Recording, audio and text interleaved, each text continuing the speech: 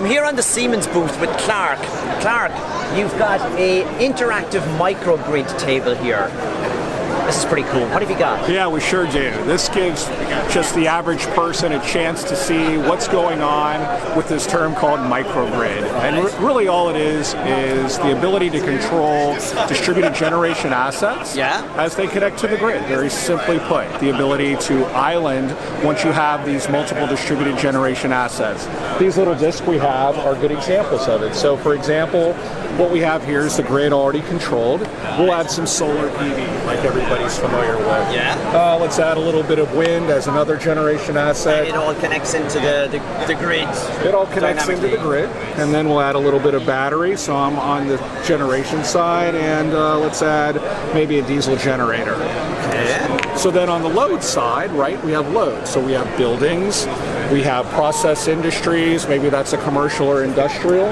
We'll put those over here because that's where the power will go from the grid because the grid is still connected. Okay, so now let's say something bad happens. Maybe it's climate controlled, so we have a hurricane or some other type of natural disaster, and it knocks out our grid.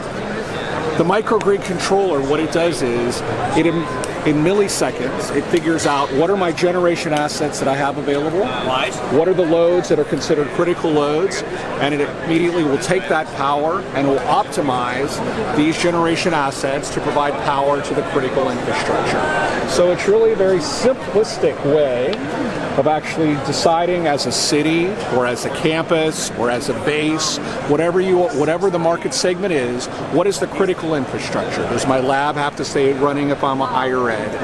Do these buildings if I'm a federal base, et cetera, et cetera.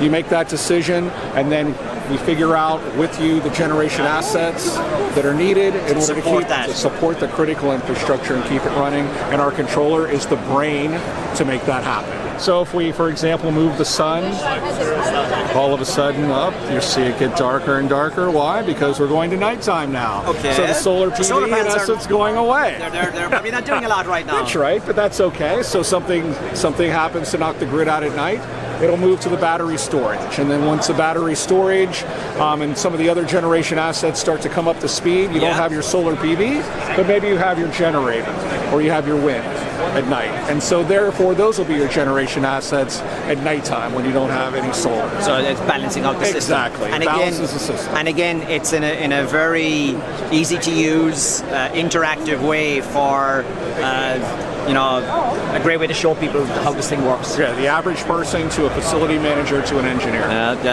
Making the energy transition understandable. Then you come in and we'll tell you specifically more how we do it. So, exactly. Anyway, appreciate it, Kevin. Thank you very much. Thank you.